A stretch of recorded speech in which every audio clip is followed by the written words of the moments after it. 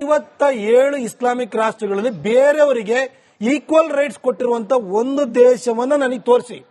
ಆನಂತರ ನಾವು ಪಾಠವನ್ನು ಹೇಳಿಸ್ಕೊಳ್ಳೋಣ. ಕ್ರಿಶ್ಚಿಯನ್ ಕಂಟ್ರಿಗಳಲ್ಲಿ ಹೋಗಿ ಇವತ್ತು ಅಮೆರಿಕನ್ ಪ್ರೆಸಿಡೆಂಟ್ ಕೂಡ ಓತ್ ಎಲ್ಲಿಂದ ತಗೊಳ್ತಾರೆ? ಬೈಬಲ್ ಮೇಲೆ ಕೈ ಇಟ್ಟೆ ತಗೊಳ್ತಾರೆ.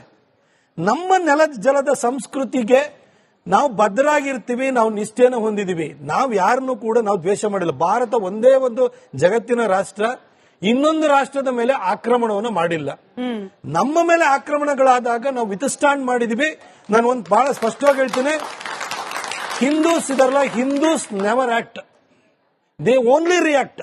ಅವ್ರು ಯಾರ ಮೇಲೂ ಅವರಾಗಿ ಹೋಗಿ ಕಲ್ಪಿಸಾಡಿರುವಂತಹ ಒಂದು ಉದಾಹರಣೆ ತೋರಿಸಿ ನೋಡೋಣ. ಯಾರಿಗಾರು ಹೋಗಿ ಚೂರಿ ಚುಚ್ಚಿರೋಂತ ತೋರಿಸಿ. ಚೂರಿ ಚುಚ್ಚಾಗ ವಾಪಸ್ ಚುಚ್ಚಿರ್ಬೋದು, ರಿಯಾಕ್ಟ್ ಮಾಡಿದ್ದಾರೆ, ದೇ ನೆವರ್ ಆಕ್ಟ್. ಅದನ್ನ ಅರ್ಥ ಮಾಡ್ಕೊಳ್ಳಿ. ಹಿಂದೂಗಳಲ್ಲಿ ಇಷ್ಟು ಸಹೃದಯತೆ ಇರೋದ್ರಿಂದಲೇ ಇವತ್ತು ಇಸ್ಲಾಂ ಆಗ್ಲಿ ಕ್ರಿಶ್ಚಿಯಾನಿಟಿ ಆಗ್ಲಿ ಇವತ್ತಿಲ್ಲೂ ಬದುಕಿದವೆ. ಒಂದು ವೇಳೆ 80% ಇರುವಂತಹ ಹಿಂದೂಗಳು ಎಲ್ಲರೂ ಕೂಡ ಕಟ್ಗೆ ಹಿಡ್ಕೊಂಡ್ರೆ ಮುಸಲ್ಮಾನರು ಉಳಿದಿರ್ತಾ ಇದ್ರ, ಕ್ರೈಸ್ತರು ಉಳಿದಿರ್ತಾ ಇದ್ರ? ಸಹೃದಯತೆ ನಮ್ಮ ಧರ್ಮದಲ್ಲೇ ಇದೆ. ಆಮೇಲೆ ಇಸ್ಲಾಂ ಮತ್ತು ಕ್ರಿಶ್ಚಿಯಾನಿಟಿ ಎರಡನ್ನೂ ತಗೊಳ್ಳೋಣ. ಒಂದು, ಅಲ್ಲಾಹುನ ಬಿಟ್ರೆ ಬೇರೆ ಯಾರಲ್ಲೂ ಕೂಡ ನಂಬಿಕೆ ಇಡುವಾಗಿಲ್ವಾ? ಇಸ್ಲಾಂನಲ್ಲಿ ಅಲ್ಲಾಹುನ ಬಿಟ್ರೆ ಬೇರೆ ಯಾರು ಪೂಜೆಗೆ ಭಾಜನರಲ್ವಾ? ಅದೇ ರೀತಿ ಕ್ರಿಶ್ಚಿಯಾನಿಟಿಗೆ ಬರೋಣ. ಕ್ರಿಶ್ಚಿಯಾನಿಟಿನಲ್ಲಿ ನಂಬಿಕೆ ಇರುವವರಿಗೆ ಮಾತ್ರ ಪಾಪ ಪರಿಹಾರ ಆಗುತ್ತೆ ಅಂತ ಹೇಳ್ತಾರೆ. ನಮ್ಮಲ್ಲಿ ಮಾತ್ರ ಆ ತರದ್ ಯಾವತ್ತೂ ಹೇಳಿಲ್ಲ. ನಮ್ಮಲ್ಲಿ ಏನಂತ ಹೇಳಿದೆ, ಏಕಂ ಸತ್ ವಿಬ್ರಾಹ ಬಹುಧಾ ವದಂತಿ ಅಂತ ಹೇಳ್ತೀವಿ. ಏಕಂ ಸದ್ವಿಪ್ರಾಹ ಬಹುಧಾ ವದಂತಿ ಅಂತಂದ್ರೆ ನಮ್ಮಲ್ಲಿ ಅದನ್ನ ಬಹಳ ಸರಳವಾಗಿ ಹೇಳ್ಬೇಕಂದ್ರೆ ದೇವರೊಬ್ಬ ನಾಮ ಹಲವು ಅಂತ ಹೇಳ್ತೀವಿ. ನಮಗೊಂದು ಪ್ರವಾದಿ ಮಹಮ್ಮದ್ ಆಗ್ಲಿ ಅಥವಾ ಜೀಸಸ್ ಕ್ರೈಸ್ಟ್ ನಮಗೇನು ಭಾರ ಆಗಿಲ್ಲ. ನಾವು ಅವರನ್ನು ಒಪ್ಕೊಂಡು ಆಯ್ತು, ನಿಮ್ಗೆ ಇಲ್ಲೂ ನೆಲೆನೂ ಕೊಟ್ಟಿದೀವಿ. ಕೇರಳಕ್ಕೆ ಬಂದಾಗ ಫಸ್ಟ್ ಮಸೀದಿ ಕಟ್ಟಲಿಕ್ಕೆ ಜಾಗನೂ ಕೊಟ್ಟಿದ್ದನ್ನು ಕೂಡ ಇದೇ ಹಿಂದೂಗಳೇ ಕೊಟ್ಟಿರುವಂತದ್ದು. ಕ್ರಿಶ್ಚಿಯಾನಿಟಿ ಬಂದಾಗ್ಲೂ ನಾವು ಅವಕಾಶನೂ ಮಾಡಿಕೊಟ್ಟಿದೀವಿ. ನಮ್ಮಲ್ಲಿ ಅದಿದೆ. ಆದ್ರೆ ಅವರ ಧರ್ಮದಲ್ಲಿ ರಾಮ ಮತ್ತು ಕೃಷ್ಣನು ದೇವರೆಯ, ನಮ್ಮ ಅಲ್ಲಾಹು ತರನೇ ನಿಮ್ನೂ ದೇವರು ಅಂತ ಒಪ್ಕೊಳ್ತಾರ ಅವರು. ಕ್ರಿಶ್ಚಿಯಾನಿಟಿನಲ್ಲಿ ಜೀಸಸ್ ಅನ್ ಬಿಟ್ರೆ ಬೇರೆ ಯಾರಾದ್ರೂ ದೇವರಿದ್ದಾರೆ ಅಂತ ಅವ್ರು ಒಪ್ಕೊಳ್ತಾರ? ಸಂವಿಧಾನ ಬಿಟ್ಬಿಡಿ. ನಾ ಹೇಳ್ತೀನಿ, ನಾನು ಸಂವಿಧಾನವನ್ನ ಆಚೆಗೆ ಕೇಳ್ತೀನಿ. ನಿಮ್ಮಲ್ಲಿ ಸಂವಿಧಾನದಲ್ಲಿ ಬಹಳಷ್ಟು ಬರೆದಿದ್ದಾರೆ. ಸಂವಿಧಾನದ ನಿರ್ಮಾತೃವಾಗಿರುವಂತಹ ಅಂಬೇಡ್ಕರ್ ಏನಂತ ಹೇಳ್ತಾರೆ ಥಾಟ್ಸ್ ಆನ್ ಪಾಕಿಸ್ತಾನಲ್ಲಿ? When Muslim speaks about brotherhood ಅಲ್ವಾ, ಇಟ್ ಓನ್ಲಿ ಮೀನ್ಸ್ ಏನೋ ಇಸ್ಲಾಮಿಕ್ ಬ್ರದರ್ಹುಡ್, ಅದು ಯೂನಿವರ್ಸಲ್ ಬ್ರದರ್ಹುಡ್ ಅಲ್ಲ. ಅವರು ಬ್ರದರ್ಹುಡ್ ಬಗ್ಗೆ ಮಾತಾಡಿರೋದು ಮುಸ್ಲಿಂ ಬ್ರದರ್ಹುಡ್ ಹೊರತು ವಿಶ್ವ ಭ್ರಾತೃತ್ವ ಅಲ್ಲ. ಅವ್ರ ಜೊತೆ ಬದುಕಕ್ಕಾಗಲ್ಲ, ಪಾಪ್ಯುಲೇಷನ್ ಎಕ್ಸ್ಚೇಂಜ್ ಹೋಗಿ ಅಂತ ಹೇಳ್ಬಿಟ್ಟು ಅಂಬೇಡ್ಕರ್ ಅವರು ಬಹಳ ಕಡಾಖಂಡಿತವಾಗಿ ಅವ್ರ ಪುಸ್ತಕದಲ್ಲಿ ಬರೆದಿದ್ದಾರೆ.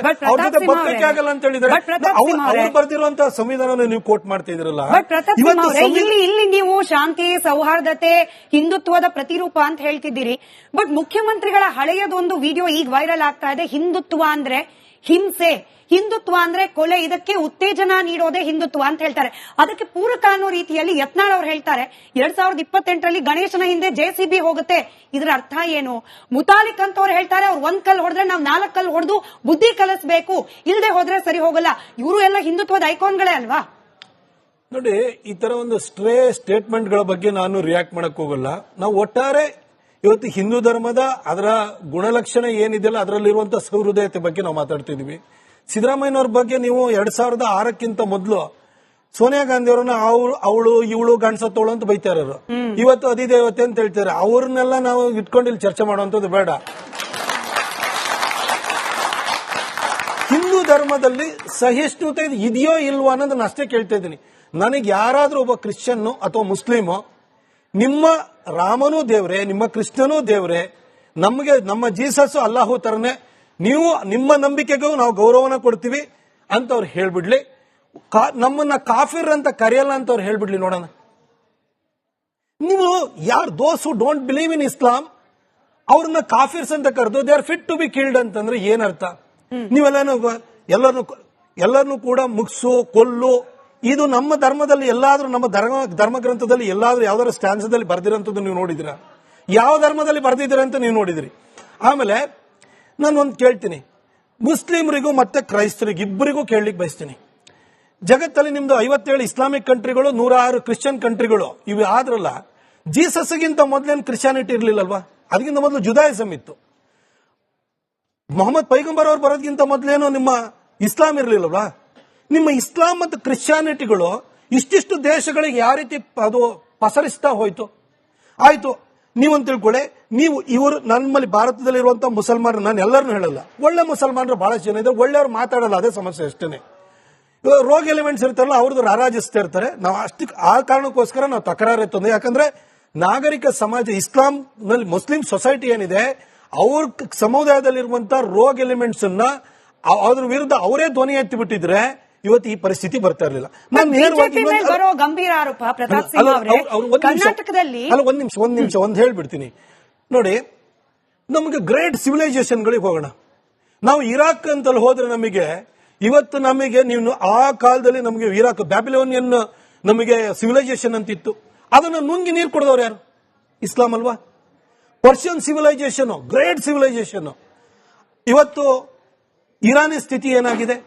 ಆಯ್ತು, ಅಲ್ಲಿನ ಮೂಲ ಸಂಸ್ಕೃತಿನ ಇಸ್ಲಾಂ ಒಂದು ಸಾರಿ ತನ್ನ ಕಬ್ಜಾಕ್ಕೆ ತಗೊಂಡಾದ ನಂತರ ಇರಾಕ್ ಅಲ್ಲಿ ಅದರ ಮೂಲ ಸಂಸ್ಕೃತಿ ಉಳಿತಾ?